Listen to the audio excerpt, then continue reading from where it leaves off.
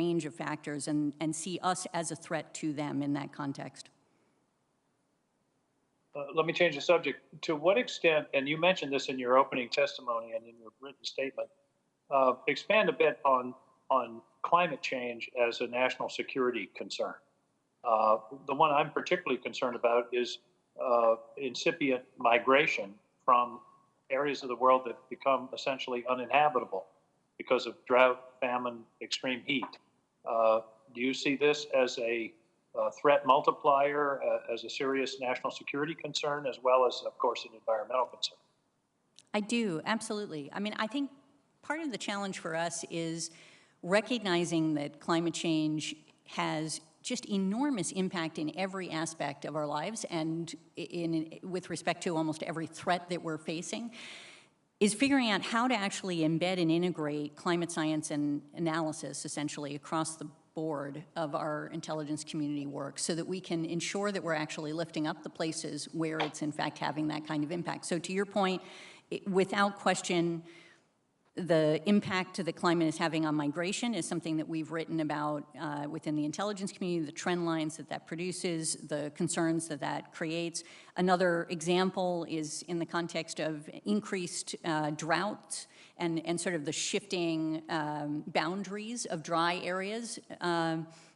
What you see is that affects agriculture, that in turn creates tension that can drive conflict, for example. That's another aspect of it. You see increasing floods. That's obviously a challenge for countries around the world, particularly ones that don't have the resilience to react to them in a way that allows them to continue, and can actually promote fractures of society as a consequence over time. So there's so many different aspects and dimensions to this challenge, and what we've been trying to do is ensure that we can actually bring in that expertise and integrate it effectively and make it available across the community so that we can integrate that work into our daily work in effect, while also looking at the long-term trends that it produces. And of course, historically, access to arable land has been the cause of wars throughout our history. We've pivoted largely from a focus on terrorism to peer and near-peer state competition, and I understand that, and I think that's appropriate. I'm still concerned, however, about the terrorist threat, and the particular one that keeps me up at night is terrorist access to a nuclear device, either through development or more likely through purchase. Deterrence has protected us from a nuclear conflict for 70 years. Deterrence wouldn't work with a terrorist organization. Talk to me about the role of intelligence in protecting us from the nightmare of a nuclear weapon in the hold of a tramp steamer bound into the port of New York or Miami. Yeah, absolutely, Senator. And I know you know a fair amount about how we work on these issues, particularly given your role on the Intelligence Committee. I would say that part of the effort in, as you say, the rebalance, in effect, recognizing the rise of state-to-state competition is not taking your eye off the ball of non-state actor and transnational threats, including terrorism. And that is absolutely something that we're committed to. And in the context of, in particular, terrorist groups, we monitor and try to track them to the best degree that we can. It's a diffuse issue, as you know, spanning many regions of the globe. We are, in particular, looking for the kinds of weapons that they can use that give them extraordinary capacity to have catastrophic effects. And we look to ensure that we understand those networks as best we can and then provide whatever warning we're capable of providing under the circumstances. I think beyond that, we can obviously talk further in closed session. Thank you. I think the attackers on September 11th killed 3,000 people. They would have killed 3 million if they could have. Thank you very much. Thank you, Mr. Chairman. Thank you, Senator King. And now via WebEx, Senator Cotton, please. Thank you, Mr. Chairman. General Berrier, you stated in your testimony submitted ahead of this hearing that we had previously expected China to double their nuclear stockpile by the end of the decade, but both you and Admiral Richard have now testified for the committee that PLA is going to exceed that estimate. Why do you think the PLA is so rapidly building up its nuclear arsenal? Is it to defend its homeland, deter perceived regional threats, or to project power globally? Senator Cotton, thank you for the question. Broadly speaking, China's rise has also included this massive military modernization. And in the span of capabilities that they have, the nuclear piece has been one component. It has been a priority for them. And I think they have racked and stacked that in the things that they think that they need to get done by 2030 or 2035. And so I think they have accelerated this as a deterrent, quite honestly. Why do you state that the Chinese government tends to keep its nuclear forces in a launch on warning posture? And how is that a change from previous assessments of China's nuclear forces? Senator Cotton, I think the Chinese military, through their modernization and training efforts, have undergone a lot of exercises where they try to understand what gives them the most viable capability the quickest. And I think this is an evolution of their training and doctrine. Is China capable of arming its hypersonic glide vehicles with nuclear warheads? And if so, what kind of risk does that pose to the United States and our interests? The answer to that question is yes, and that poses a significant risk. Could you explain why it poses that significant risk? The speed at which those weapons travel makes it very, very difficult to track in their entire trajectory. We could go into more detail, Senator, in a closed session. As compared to a traditional ballistic missile? Correct. Okay, let's turn to Russia. You testified in your written statement that Russia now claims to have modernized over 80% of its own nuclear triad, including silent submarines, new strategic bombers, and an upgraded ICBM force. How does the Russian ICBM force now compare to that of the United States in terms of modernization? Senator, I'd prefer to discuss that in a closed session. Okay. Have the Russians created or fielded a hypersonic glide vehicle that's capable of matching up to a nuclear warhead? Senator, they're in the process of doing that right now. That pose the same risks that China's hypersonic glide vehicles, if armed with nuclear weapons, would, correct? Yes. Well, we're on the topic of Russia. In 2019, General Ashley indicated that Russia is violating the Comprehensive Nuclear Test Ban Treaty. And last year, the Department of State reported that China may be doing the same. General, do you agree that it's important that we collect against and evaluate and inform our policymakers about our adversaries' adherence to or violation of international arms control agreements? Senator, yes, I do. And do you assess that Russia and China are violating the Comprehensive Nuclear Test Ban Treaty? Senator, I would like to take that question for the record and get back to you. Director Haines, do you have an opinion on that point? Thank you, Senator. I think I don't believe that the Comprehensive Test Ban Treaty is in force, but like General Berrier, I think it would be better for us to take it for the record and provide you a comprehensive answer. Okay. Thank you both. Appreciate your testimony. Thank you, Senator Cotton. Let me now recognize Senator Sullivan.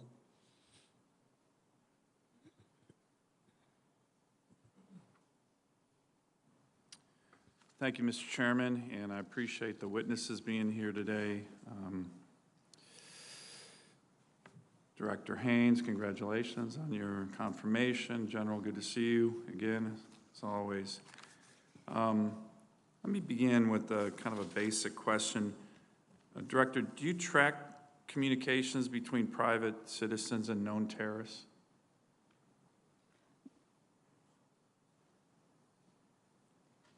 Senator, I think there are obviously parts of the intelligence community that do track communications that may be between terrorists and individual citizens. By his own admission, as a private citizen, former Secretary of State John Kerry communicated several times with the foreign minister of Iran, the world's largest state sponsor of terrorism. Do you know what happened in any of those calls or communications? Thank you, Senator. No, I was not privy to any of those calls. Maybe getting communications or readout of those calls from the intelligence community, I think would be helpful given the current controversies that are surrounding those communications with one of our biggest enemies and biggest state sponsor of terrorism. So I'd like to follow up with the intel community on that. Let me ask another question.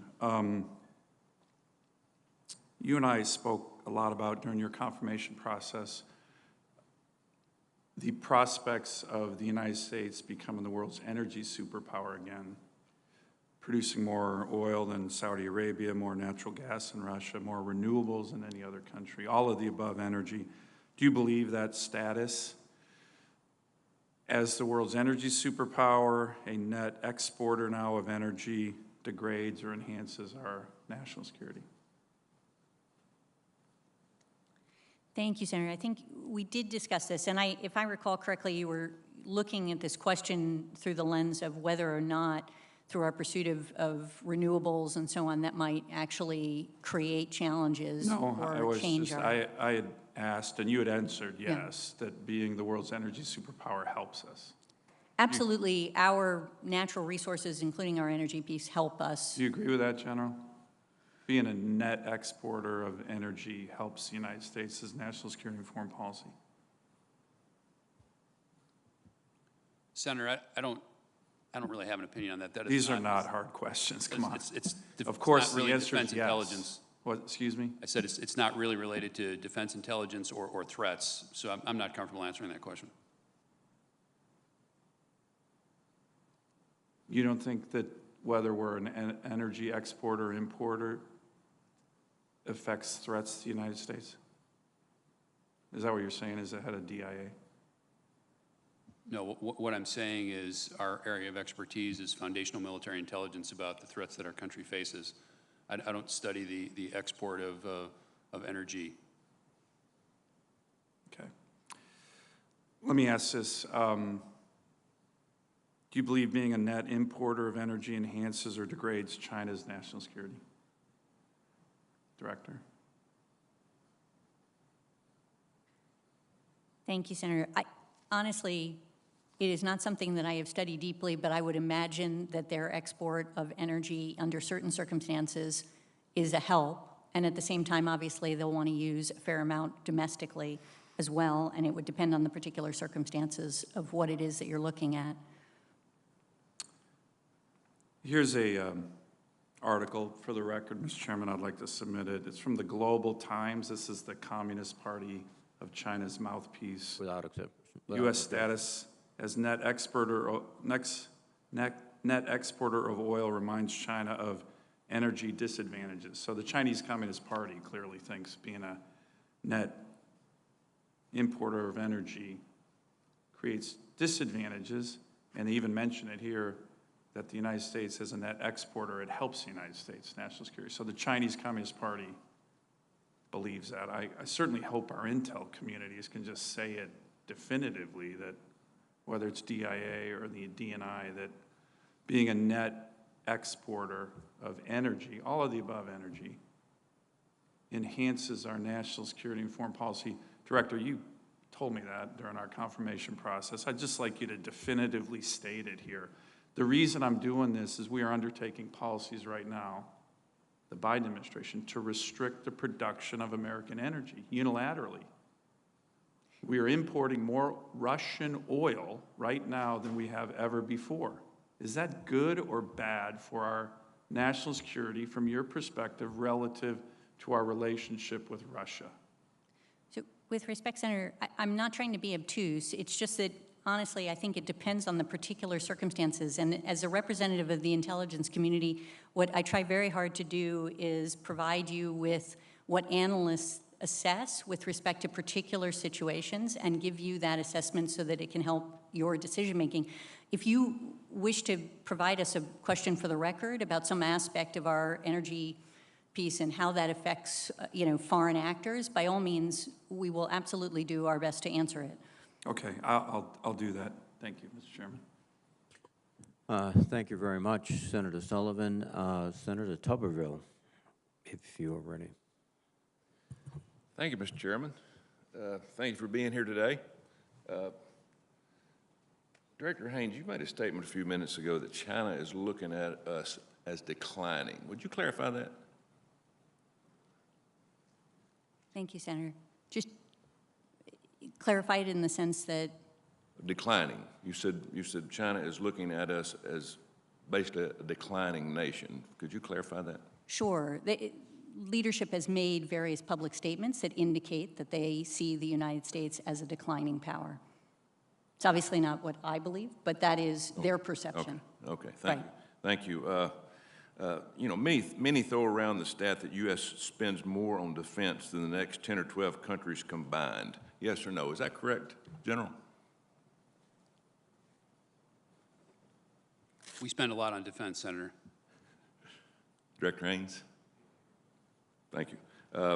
Xi Jinping cements power in the CCP. How concerned are you that he's surrounded by yes men? And General Berrier, based on your intelligence, does this raise the threat level for a miscalculation, especially with regard to Taiwan?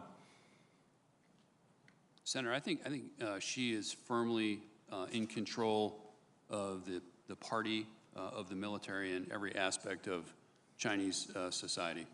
We've had several generals tell us that they know for a fact he has yes men around him and implemented that. Does that concern you, though? I mean, is that different than it's been in the past? Other dictators? Senator, I will take that for the record and come back to you. Okay, thank you. Director Haines, has North Korea taken any concrete steps toward complete, verifiable, and irreversible denuclearization at all that we know of? No, sir. Thank you.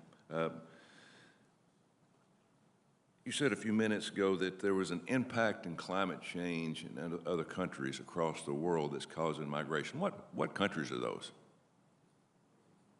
Senator, we produced reports from the Office of Director of National Intelligence over, I don't know, I think the last 10 years, and we can make some of those available to you. But what we indicate is that the trend lines are such that over the next several decades, particularly in certain parts of Africa, you'll see climate have an impact on essentially conditions in those countries, in these areas in Africa, that is likely to promote migration across the continent at pretty increased levels, essentially. But that's been forever, though, right? I mean, it...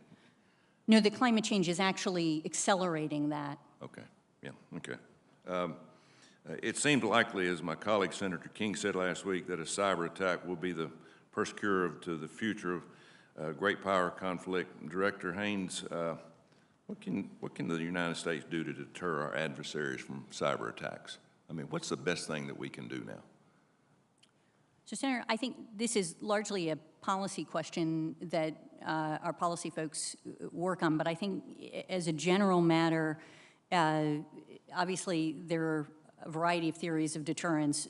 Part of it is indicating red lines, saying if you do this, we will do something that will cost you, essentially, as a consequence, working with coalition partners, allies, to raise the cost, essentially, of taking those actions, also promoting resilience generally so that the effect of their actions are not as damaging as they might otherwise be, variety of things that can be done to create, essentially, a framework of deterrence.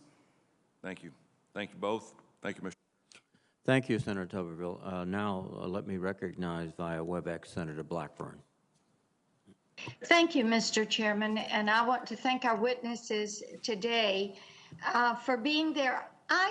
Director Haines, I have a question for you. Pardon me. One of the things that we have seen, and one of the things we know, is that the intelligence community's reports, periodic reports, are helpful when we're trying to quantify threats and prepare for some of these black swan events, which COVID-19 is one of those. So what I would like to know, are there resources, collection methods authorities that would better and more comprehensively support the work of the intel community's ability to exercise some of this foresight. And I ask this question in regard to Russia and China and some of their participation. And also, if there is a way for interagency share on some of these resources and information.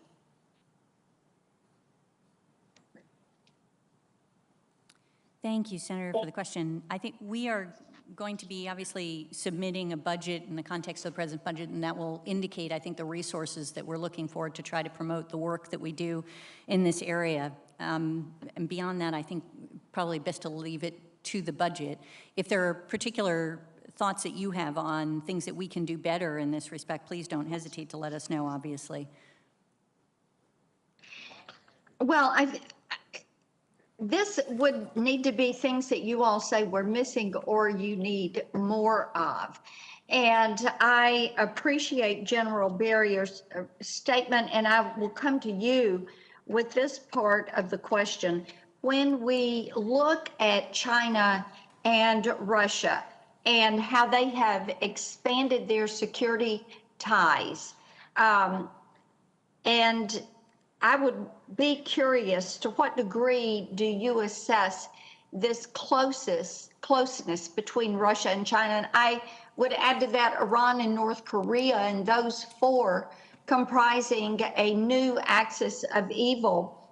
But in what way do you attribute this to a growing relationship between Putin and Xi, and between the leadership of these countries? And how do you assess these countries' unwillingness, pardon me, to agree to a formal alliance? General, to you. Senator, thank you for that question. We see some cooperation between China and Russia, and I would say that it is opportunistic and transactional. I think neither country would prefer to have a deep military alliance. It provides them flexibility not to actually have that. There probably is some cooperation between all four of the countries you mentioned on some level, and we can go into more detail on that in the closed session. But if you wouldn't mind, I would like to go back to your question about the pandemic. You may know that DIA has the National Center for Medical Intelligence, and in this Right. organization at Fort Detrick, we put analysts and scientists together, and we use a variety of methods, from open source intelligence to sensitive reporting, to try and understand the pandemic and everything that's happened, as well as medical phenomena going on around the world. So that is a unique jewel in the crown for DI and for the IC, quite frankly. I think we have the right authorities in place, and as the director said, in the budget, we'll be looking for continued funding for that center. Okay, let me ask you this. When we talk about Russia and China and naval cooperation, how do you see this affecting the Indo-Pacific, with Russia having added 15 new warships and support vessels to their Pacific fleet? So certainly something that we should keep an eye on with our Indo-PACOM partners. Obviously, more forces there requires more intelligence, surveillance, reconnaissance assets to keep an eye on it, and we will watch out for additional partnership between PLAN and Russian Navy forces. And I would also, and this may be better for our closed session, but to know how you assess Russia's geopolitical understanding of or participation in China's Belt and Road Initiative. I'd be happy to discuss that in the closed session. Thank you. Thank you, Mr. Chairman. Thank you, Senator Blackburn. Now, let me recognize via WebEx Senator Manchin.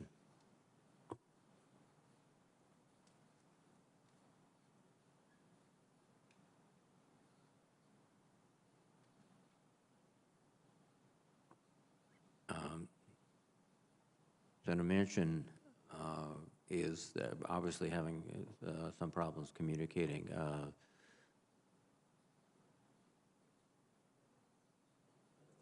Okay.